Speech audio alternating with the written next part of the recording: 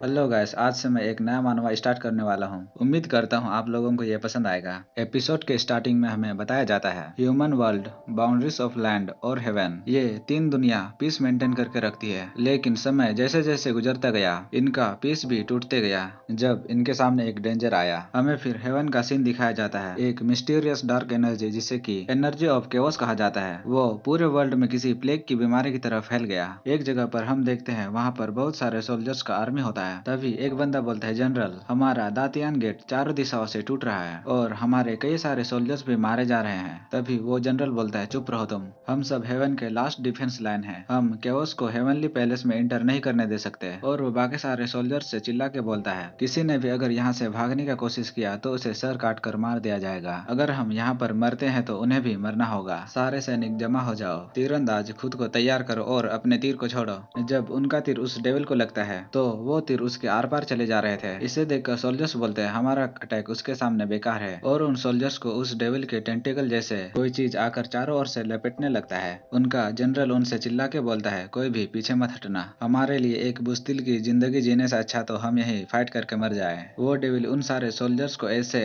हार ना मानते देख बोलता है, ये फीलिंग सच में काफी ज्यादा शानदार है, मुझे ज्वाइन करो, हम इसका मजा सारे मिलके उठाएंगे। और वो अपने एनर्जी से एक बड़ा सा हाथ बना लेता है। सोल्जर्स उस हाथ को देख के बोलते हैं, ये अच्छा नहीं है, ये केओस एनर्जी बहुत ज्यादा पावरफुल है, अब हम शायद से यहीं पे मरने वाले हैं। अब हेवन पूरी तरह खत्म होने वाला है, हम इसे और ज्यादा प्रोटेक्ट नहीं कर सकते, हमारे पास अब और कोई भी उम्मीद नहीं है, हम सब यहीं पर हारने वाले हैं। उसी समय आसमान से कोई चीज चमकते हुए आता है और उस हाथ के बीच में से छेद कर देता है, जिससे वो हाथ वही डिस्ट्रॉय हो जाता है। वहाँ पर जो चीज चमकते हुए आया था वो एक हथियार था। सोल्जर्स उस हथियार को देखते हुए बोलते हैं, तीन नोक और दोनों तरफ धार वाला नाइफ, इसका मतलब क्या लॉन्ग सेन अभी भी जिंदा है? वहाँ पर तभी हम देखते हैं एक बंदा अपने वुल्फ के साथ आ गया होता है। वो बोलता है, मुझे लगा नहीं था कि केओस नाइन्थ स्काई पर भी हमला कर देगा, यहाँ पर तो डिफेंस लाइन भी पूरी तरह टूट चुका है। तभी उसका वुल्फ बोलता है, जरा ध्यान से, हमारी तरफ कोई चीज आ रहा है। तभी वहाँ पर हम देखते हैं एक बड़ा सा बुद्ध का स्टैचू आ जाता है, जिसके की कई सारे हाथ होते हैं। सोल्जर्स उस बड़े से बुद्ध के स्टैचू को देखकर खुश होते हुए बोलते हैं, मास्टर गुआन वो भी यहाँ पर है, शायद से हेवन हमें इस बार बचा लेगा। लोंगसन उसे देख के बोलता है, कितना बेकार ट्रिक है जियाओतियान, तुम्हारा इसका बारे में क्या ख्याल है? जियाओतियान, और ये उसके वुल्फ का नाम होता है। जियाओतियान तभी बोलता है, इसका लोटस में बैठने का पोजीशन थोड़ा गलत है। तभी लोंग उससे पूछता है, मास्टर गुआनयिन, आपका यहाँ आना कैसे हुआ? लेकिन वो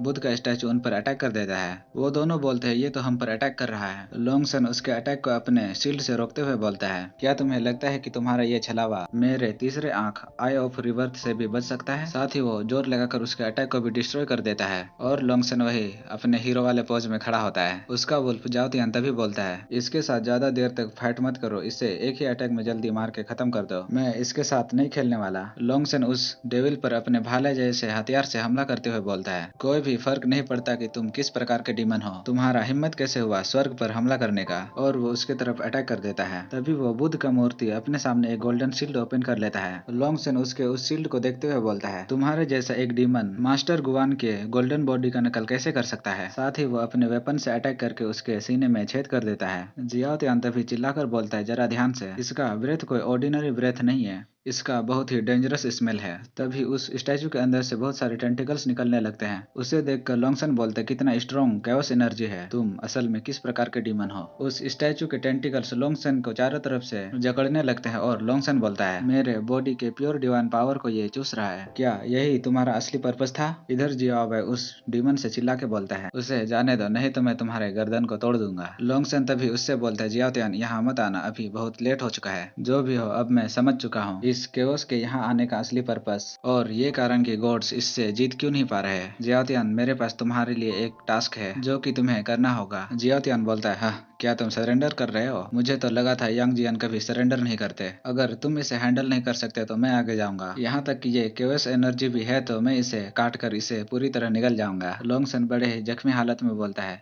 मेरी बात को सीरियसली सुनो, तुम असल में एक बहुत बड़े डीमन हो जिसे कि मैंने हेवन में लाया है, इसलिए तुम्हारे अंदर कोई भी डिवाइन पावर नहीं है, जिस कारण से तुम इससे फाइट नहीं कर सकते, और मेरे पास तुम्हारे करने के लिए एक इम्पोर्टेंट टास्क है। उसी समय जाओतियान के आसपास एक फॉर्मेशन ओपन हो जाता है और वो बोलता है, तुम ये सब क्या कर रहे हो? यहाँ पर तो लगातार डिमन एनर्जी फ्लो कर रहा है। जियाओतियान आगे बोलता है, क्या अभी अभी तुमने मुझे अपने सील से आजाद किया? और वो हंसते हुए बोलता है, फाइनली अब मैं आजाद हूँ, इतने सालों तक मैं किसी और के ऑर्डर को मान रहा था, ये सब मुझे कितना बेइज्जत करता था, लेकिन अब इन सब का अंत हो गया। उसी समय उसके तरफ ऊपर से एक पंच आता है जो कि शायद से लोंगसेन का ही था, और वो उस पंच के नीचे दब जाता है और वहाँ एक गड्ढे जैसा बन जाता है। फिर लोंगसेन बोलता है, ये शायद आखिरी रास्ता है जियातियान, गॉड्स अब पूरी तरह से खत्म हो चुके हैं। मैंने अपने लास्ट आई ऑफ रिबर्थ के बचे हुए पावर को भविष्य देखने के लिए यूज कर लिया। शायद वही एक ऐसी पावर्स के साथ है जो सभी को बचाकर सब कुछ पहले जैसा नॉर्मल कर सकता है। तुम्हें इस केओस एनर्जी के सील को तोड़ने के लिए जिंदा रहना होगा, और इसके लिए तुम्हें इंसानों की दुनिया में जाना होगा। तुम्हें उस आदमी को ढूंढना होगा जो कि इन तीनों दुनियाओं के भाग्य को डिसाइड कर सके। हमारा सीन तभी शिफ्ट होकर इंसानों की दुनिया में जाता है। हम देखते हैं एक बंदा पानी में डूब रहा था और वह सोचता है, क्या यही मेरे जीवन का अंत है? वेल, ये इतना बुरा भी नहीं है। मेरे लिए जो सबसे ज्यादा मैटर करती है वो एक औरत को याद करता है। उसकी यादों से हमें पता चलता है कि उस औरत का एक्सीडेंट हो गया और वो मर गई। उसी समय पानी के अंदर उसके तरफ एक हाथ बढ़ता है और उसे पानी के बाहर खींच के निकाल लेता है। उसे पानी से निकालने के बाद वो लड़की उससे बोलती है, यहाँ पर पानी का गहरा सिर्फ 1.5 मीटर है और तुम इतना ज्यादा नौटंकी क्यों कर रहे हो? वो लड़का बोलता है, मैं तो बस मजाक कर रहा था। इसकी बात सुनकर वो लड़के भी गुस्सा हो जाती है। तभी उससे एक बंदा पूछता है, बीमिंग, क्या तुम ठीक हो? और वो बोलता है, मैं ठीक हूँ सर। उसका सर बोलता है, ठीक है, अब तुम इंफर्मरी में जाओ। बीमिंग बोलता है, ठीक है। उसका टीचर उसे देख के सोचता है, ये कितना बेवकूफ लड़का है, और इसे क्या मेरे पीई क्लास में ही शो ऑफ करना था?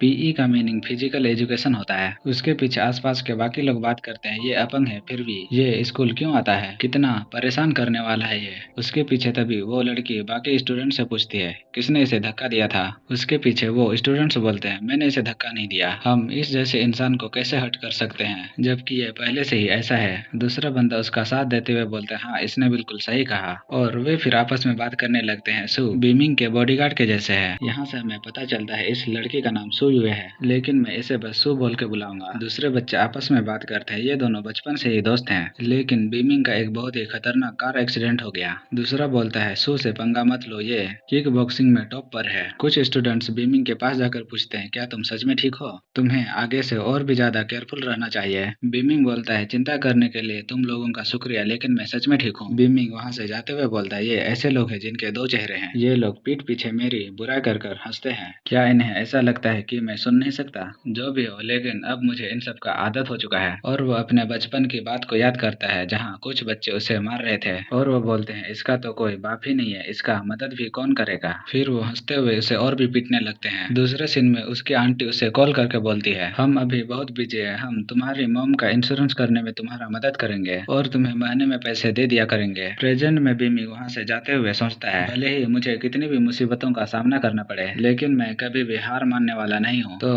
गाइस, इसी के साथ हमारा ये एपिसोड यही खत्म होता है। और मैंने पुराने वाले मानवा को इसलिए एक्सप्लेन करना छोड़ दिया क्योंकि उसमें बहुत सारे एडल्ट सीन थे जो कि मुझे पसंद नहीं, तो अब से इसी मानवा को मैं कंटिन्यू करूंगा।